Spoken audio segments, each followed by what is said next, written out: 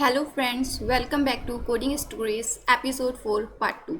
आज के इस वीडियो में हम जावास्क्रिप्ट के इंटरव्यू क्वेश्चंस और उनके आंसर को काफ़ी क्लियर और कंसाइज वे में याद करने वाले हैं, समझने वाले हैं। So let's get start with our first question of today's series, that is what is event loop.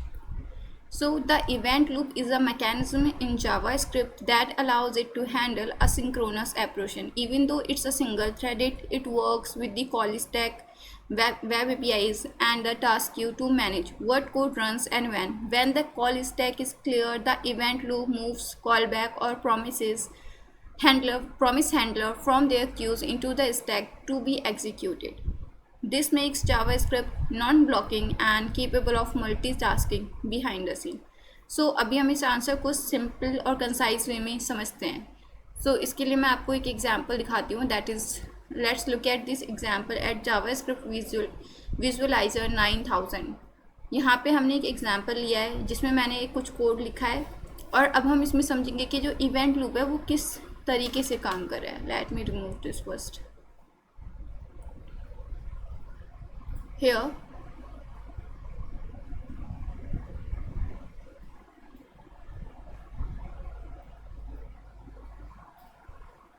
so let's run this code।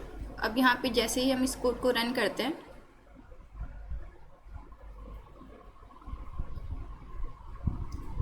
ये सबसे पहले क्या करता है, जो इवेंट लूप है वो क्या कर रहा है, इवेलुएट कर रहा है इस कोड को। ठीक है, वो सबसे पहले जो ये टास्क है इसको प्रिंट कर देगा, पहली लाइन को स्टार्ट। अब ये क्या है, जो सेट टाइम आउट है ये क्या है, एक असिंक्रोनस ऑपरेशन है, तो ये कहाँ चला जाएगा, ये टास्क क्यू में चला जाएगा। And now let's move on to another, this is also asynchronous task, तो ये कहाँ चला जाएगा, माइक्रो टास्क क्यू में। अब हम इसे फिर से रन करेंगे। सो अब ये हमारी क्या करेगा, फोर्थ लाइन को console.log एंड ये हमारे कंसोल में प्रिंट हो जाएगा, स्टार्ट और एंड प्रिंट हो चुका है। बाकी के ये दोनों कोड कहाँ है, जो हमारे असिंक्रोनस टास्क हैं, एक टास्क क्यू में और एक माइक्रो टास्क क्यू में है। ठीक है, एक हमारा कब होना है, आफ्टर 0 सेकेंड, और हमारा एक की प्रॉमिस रिटर्न होना है। ठीक है, नाउ लेट्स रन दिस। अब क्या होता है, हमारा जो माइक्रो टास्क क्यू में है कोड वो रन होगा। ठीक है, दैट इज़ इनसाइड प्रॉमिस, ये हमारा third one. And now let's check it out another step. अब क्या होता है, जो हमारा सबसे लास्ट में हमारा असिंक्रोनस टास्क था वो रन हो जाएगा। तो इस पूरे प्रोसेस में जो इवेंट लूप है, ये जो मैकेनिज्म है, ये क्या करता है, ये जो हमारा असिंक्रोनस टास्क है उसको टास्क क्यू में भेजता है, और जब ये कॉल स्टैक पूरी तरह से एम्प्टी हो जाता है तो ये क्या करता है, इस असिंक्रोनस टास्क को कॉल स्टैक में भेजता है, उसका आउटपुट रिटर्न करता है और फिर से क्लियर कर देता है। So let's understand, let's see the answer. The event loop is a mechanism in JavaScript that allows it to handle asynchronous operations even though it's single threaded। यानी कि जो हमारे JavaScript एक सिंगल थ्रेडेड लैंग्वेज है, लेकिन फिर भी event loop की हेल्प से हम क्या कर सकते हैं, उसमें असिंक्रोनस ऑपरेशन जैसे कि प्रॉमिस, सेट टाइम आउट, इनको क्या कर सकते हैं, हैंडल कर सकते हैं। It works with the call stack, web APIs and task queue to manage what code runs and when. ठीक है, तो ये यहाँ पर क्या करता है, एक call stack, task Q, web APIs, इन सब के साथ में काम करता है, डिसाइड करता है कि कौन सा कोड कब रन होगा। When the call stack is clear, the event loop moves callback or promise handler from their queue into the stack to be executed। ठीक है, जब कॉल बैक क्या होता है, जब कॉल स्टैक खाली हो जाता है तो event loop moves call back, जो जितने भी कॉल बैक और प्रॉमिस हैंडलर होते हैं उनको उनकी क्यू से, यानी कि टास्क क्यू से, माइक्रो टास्क क्यू से कहाँ सेंड कर देता है, उसे कॉल स्टैक में सेंड कर देता है। This makes the JavaScript code JavaScript non-blocking and capable of multitasking behind the scene. Now let's move on to next question, that is what is ECMAScript? JavaScript is a general purpose scripting language, while ECMAScript is a standard for JavaScript that defines its core feature. Think ECMAScript as the blueprint and JavaScript as one of the implementation of that blueprint। यानी कि ये जो ECMAScript है, ठीक है, actual में जो ECMA है that is European computer manufacturing association. ठीक है, तो इसमें क्या होता है कि जब जावास्क्रिप्ट इनिशियली डिज़ाइन हो रही थी, ठीक है, तो जितने भी डेवलपर्स थे जो इसके ऊपर काम कर रहे थे, तो सब कुछ ना कुछ जब एक बार ये बन चुकी थी ब्रैंडन आइक ने जब जावा स्क्रिप्ट लिख दी थी, तो उसके बाद में भी काफ़ी सारे डेवलपर्स थे जो इसमें काफ़ी सारे अपने इनपुट दे रहे थे। कोई कुछ बता रहा था, कोई कुछ बता रहा था, ठीक है। तो जावा स्क्रिप्ट में सबके लिए वो एक सेम लैंग्वेज रहे, किसी के लिए भी वो बहुत ज़्यादा चेंजेस ना हो, और पूरी मतलब जितनी भी डेवलपर्स की सोसाइटी है वो एक सिंगल लैंग्वेज को ही फॉलो करे, ठीक है।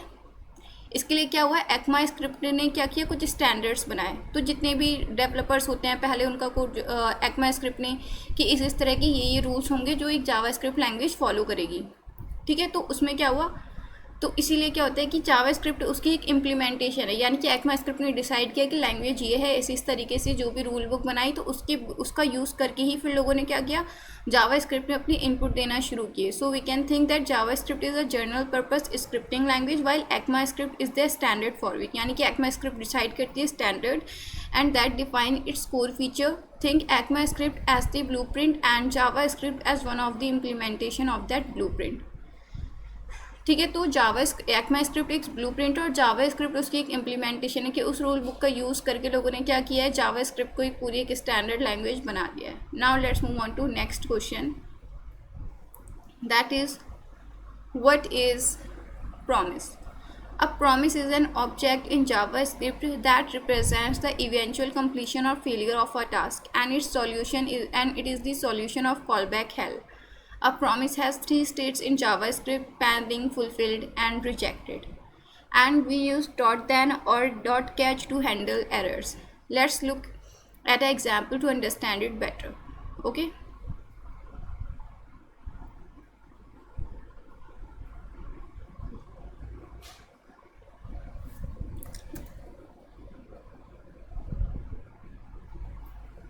सो let's look at it here. So अब हम क्या करते हैं, मैंने यहाँ पर एक प्रॉमिस का यूज़ करके, मैंने यहाँ पे एक न्यू प्रॉमिस ये कीवर्ड का यूज़ करके क्या किया है, एक प्रॉमिस क्रिएट किया है जिसमें रिजॉल्व और रिजेक्ट नाम की मैंने दो दिए हैं वैल्यू। अब इसमें क्या करते हैं, इस आर्ग्यूमेंट दिए हैं। अब इसमें क्या है, इज़ पिज़्ज़ा रेडी, फॉल्स अभी मैंने डिसाइड किया है। If pizza is ready resolve कर दो like pizza is ready, else उसको रिजेक्ट कर दो कि पिज़्ज़ा इज़ नॉट रेडी। अब हम क्या करते हैं, यहाँ पर इसे रन करते हैं, क्योंकि हमारा पिज़्ज़ा रेडी नहीं है, so it will throw error right now.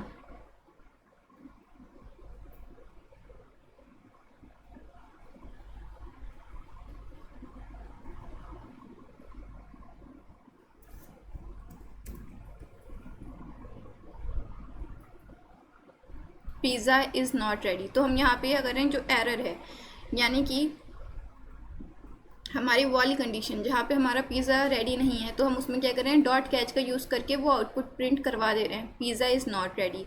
और जहाँ पे हमारा आउटपुट ट्रू है, यहाँ पे पिज़्ज़ा रेडी है, तो हम वहाँ पे क्या प्रिंट करवा दे रहे हैं, डॉट देन का यूज़ करके एक मैसेज प्रिंट करवा देना है दैट पिज़्ज़ा इज़ रेडी, ठीक है। अभी अगर मैं इसे ट्रू कर देती हूँ इस वैल्यू को, ठीक है, like pizza is ready, new promise resolve reject pizza is ready, success pizza is ready. तो हमारा जो ट्रू कंडीशन होती है, यानी कि एक पॉजिटिव कंडीशन होती है, उसको हम डॉट दैट से हैंडल करते हैं, और जो हमारी निगेटिव कंडीशन होती है, एल्स वाली कंडीशन होती है, उसको हम रिजेक्ट का यूज़ करके, डॉट कैच का यूज़ करके हैंडल करते हैं। So this is what is written here. A promise is an object in JavaScript that represents the eventual completion or failure of a task, and it is the solution of callback hell. Okay, now let's move on to next question. You can look at example here. Const my promise, new resolve reject let success false and operation success false. Now let's move on to next question, that what is callback. मैंने आपको last video में बताया था कि मैं आपको next video में callback explain करूँगी, और हायर ऑर्डर फंक्शन को अगर आपको समझना है, और काफ़ी सारे कॉन्सेप्ट हैं जो अगर आप कॉल बैक को समझ गए तो आप उन कॉन्सेप्ट को काफ़ी आसानी से समझ जाओगे। That what is callback. A callback is a function that is passed as an argument to another function and are executed after the completion of a certain task. Okay, so let's understand this with an example.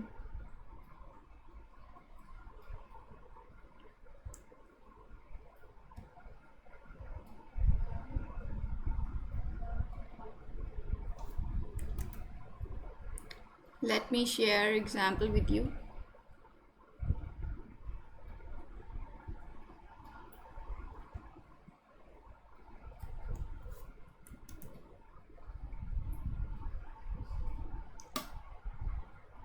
Function greet name age and callback. अब मैंने यहाँ पर क्या किया है कि जो callback है, कॉल बैक कीवर्ड को एज एन आर्ग्यूमेंट दिया है। मैंने एक फंक्शन क्रिएट किया है, उसमें एक कॉल बैक कीवर्ड का आर्ग्यूमेंट दिया है, कुछ प्रिंट किया है, और उसके बाद में उसी फंक्शन में मैंने क्या किया है, कॉल बैक को कॉल किया है।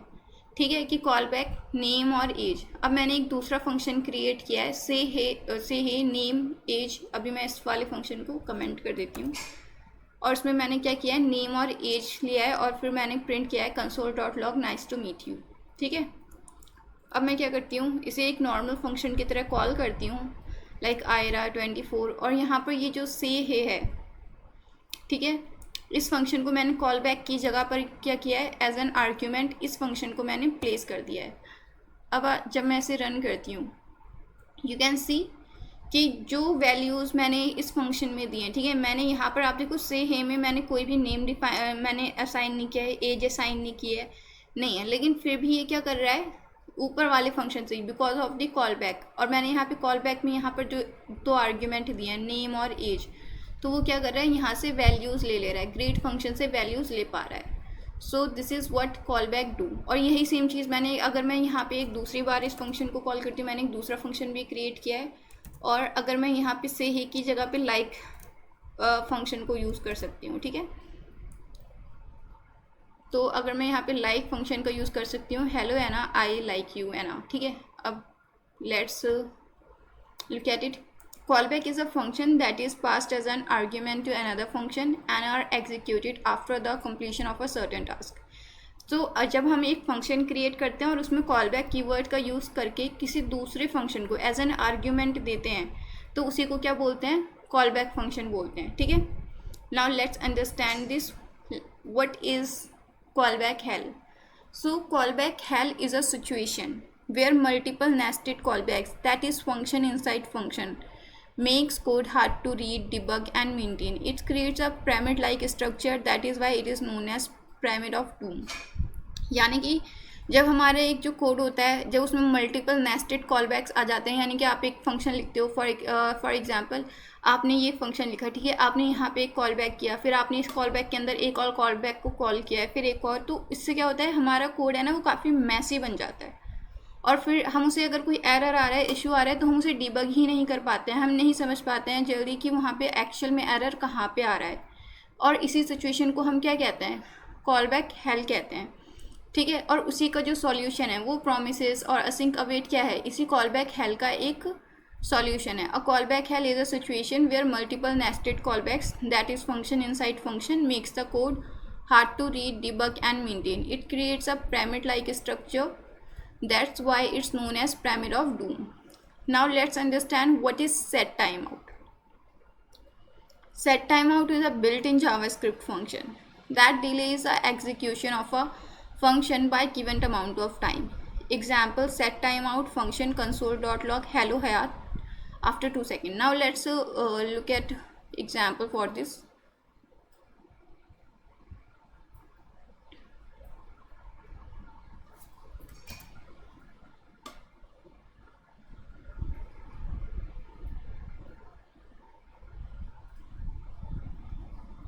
मैं यहाँ पर एक एग्जांपल लेती हूँ। आप यहाँ पे देखो, मैंने सेट टाइम आउट कीवर्ड का यूज़ किया है, फंक्शन लिया और उसको मैंने 2 सेकंड के बाद में क्या किया है, हेलो हयात को मैं प्रिंट कराना चाहती हूँ। ठीक है, लेकिन जो क्योंकि बाय नेचर क्या है, जावास्क्रिप्ट सिंक्रोनस है। ठीक है, तो पहले तो हेलो हयात प्रिंट होना चाहिए, बाद में हेलो एवरीवन प्रिंट होना चाहिए, लेकिन यहाँ पे हम क्या कर रहे हैं, असिंक्रोनस ऑपरेशन का यूज़ कर रहे हैं, सेट टाइम आउट कीवर्ड का यूज़ कर रहे हैं। इसीलिए जो फंक्शन है ये 2 सेकंड के बाद प्रिंट होगा और जो हमारा हेलो एवरीवन है वो पहले प्रिंट हो जाएगा। Hello everyone, welcome back to coding stories, hello Hayat. ठीक है, so this is what set time out do.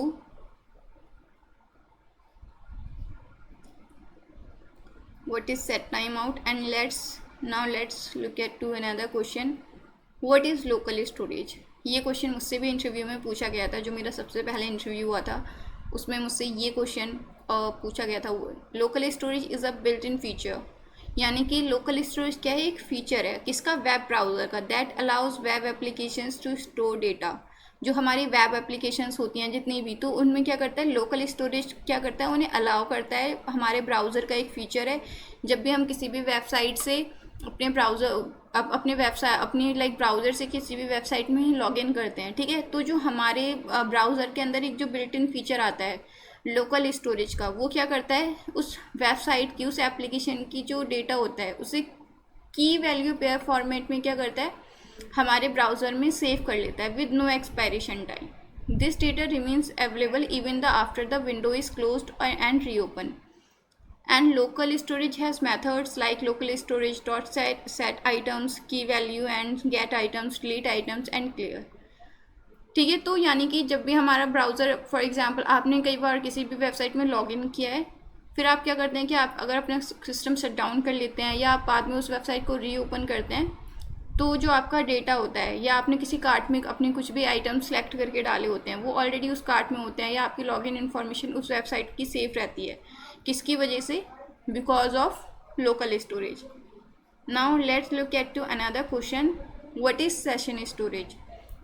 Session storage is a built-in feature of web browser that allows web applications to store data in key value pair format inside the user's browser, but only for the duration of the page session. Session storage has methods like local storage। ठीक है, यानी ये session storage भी होता है, वो बिल्कुल local storage की तरह होता है, बट इसमें जो डेटा होता है वो कहाँ पे, कितने टाइम के लिए, यानी कि जितने टाइम तक आपका पेज ओपन होगा सिर्फ उतने ही टाइम के लिए आपका डेटा वहाँ पे सेव होगा। जैसे ही आप कुछ पेज से लॉग आउट कर लेते हो या उस पेज को क्लोज कर देते हो, तो आपका डेटा क्या होता है तुरंत डिलीट हो जाता है। So that is session storage. What are cookies, ये क्वेश्चन भी पूछा गया था, डिफरेंस क्या है लोकल स्टोरेज और कुकीज़ में। Cookies are small pieces of data that websites store on your browser to remember information about you. That helps website provide a better, more personalized experience. Types of cookies: session cookie, persistent cookie, first party cookie and third party cookie. Like session cookie is deleted when you close the browser. Persistent cookie is stored on your device for a set time and set by websites you are visiting directly.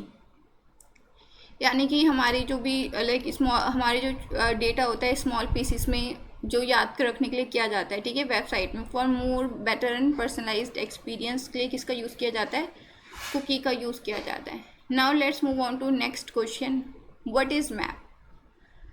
Map is an array method that creates a new array by applying a function to each element of the original array. It does not modify the original array. ये question भी मुझसे पूछे गए थे, map, filter, reduce and set.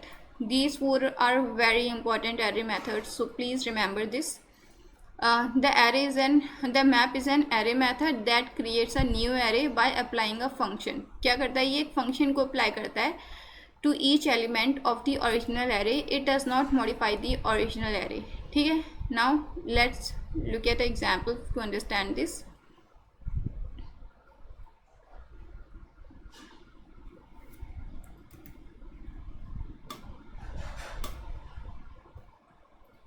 देखो, अगर मैं इसे यहाँ पे प्लेस करती हूँ, आप अभी है ना सिर्फ ये जो लाइन नंबर 5 तक कोड है, अभी आप सिर्फ इसे देखो, ठीक है। मैंने यहाँ पर क्या किया है, एक नंबर नाम से एक वेरिएबल क्रिएट किया, उसमें एक एरे दिया है 1 2 3 4, ठीक है। अब इसमें क्या है, मैंने नंबर्स डॉट मैप उसमें क्या किया है, उसकी जो जितनी भी वैल्यूज़ हैं उनको 2 से मल्टीप्लाई कर दिया है ताकि वो डबल हो जाए, ठीक है। तो यहाँ पर ये जो नम्स एरो फंक्शन नम्स है, तो मैंने क्या किया है, एक एरो फंक्शन क्रिएट किया है, उसमें मैंने अपना वैल्यूज़ दिए है, ठीक है, अपना एरो फंक्शन क्रिएट किया और मैं उसे प्रिंट करवा रही हूँ नंबर्स डॉट मैप, और ये एक arrow function. So let's look at what we will get as an output.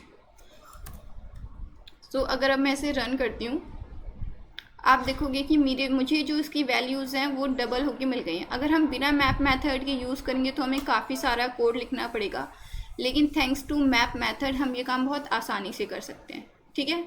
2 4 6 8। Now let's look at next method, that is what is filter. The filter is an array method that creates a new array a new array consisting elements that satisfies a specific condition and does not change the original array। ठीक है, यानी कि एक जो हमारे original array को ये जो मेथड्स हैं ये क्या करते हैं, चेंज नहीं करते हैं, लेकिन हाँ उसको जो हमारा आउटपुट होता है उसे मॉडिफाई कर देते हैं। ठीक है, यहाँ पर भी हम क्या करते हैं, सेम चीज़ करते हैं, लेकिन बस जहाँ पे हम मैप का यूज़ करते हैं वहाँ हम फिल्टर का यूज़ कर देते हैं और यहाँ हम अपनी एरो फंक्शन में अपनी वैल्यू को स्पेसिफाई कर देते हैं कि हमें क्या चाहिए। मैंने यहाँ पर लिखा है ग्रेटर देन 2, यानी कि इस एरे में ऐसे एलिमेंट्स जो भी 2 से बड़े हैं उनको फाइंड आउट करो और मुझे दे दो ढूंढ कर। ठीक है, सो सिंपली इस एरे में सिर्फ 3 और 4 ही दो ऐसे एलिमेंट्स हैं जो 2 से बड़े हैं, तो वो हमें मिल जाएंगे। यानी कि मैंने पहले एलिमेंट जो मेरा पहला वेरिएबल है उसको हमने यूज़ किया एंड फिर डॉट फिल्टर, फिर एरे फंक्शन यहाँ पे क्रिएट किया है, एरे फंक्शन, एंड हमारा आउटपुट फिर यहाँ प्रिंट हो गया। Now let's move on to our next and last question.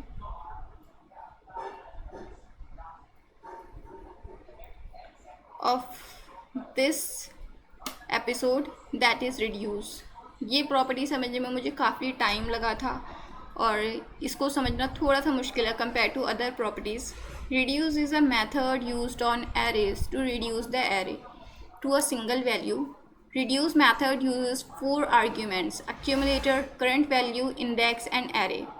ठीक है, तो जल्दी से हम अपने क्वेश्चन के एग्जाम्पल पे जंप करते हैं और इसे अंडरस्टैंड करते हैं।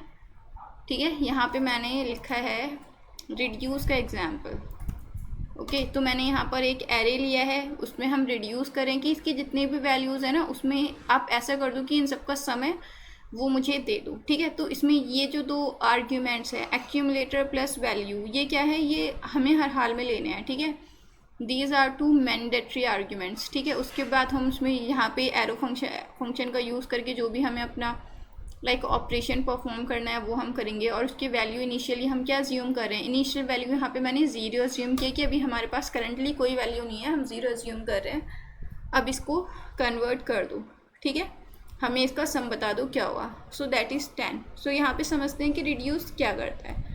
रिड्यूस एरे की हर एलिमेंट को एक एक करके प्रोसेस करता है और उनको एक ही फाइनल वैल्यू में, जैसे यहाँ पे तुम कर रहे, यहाँ पे हम कर रहे हैं ना, नंबर को जोड़ रहे हैं और हम इसे क्या करते हैं, रियल लाइफ एनालॉजी से आप ऐसे समझ सकते हो कि हमारे पास क्या है, 4 सिक्के हैं आप लोगों के पास, 1 2 3 4।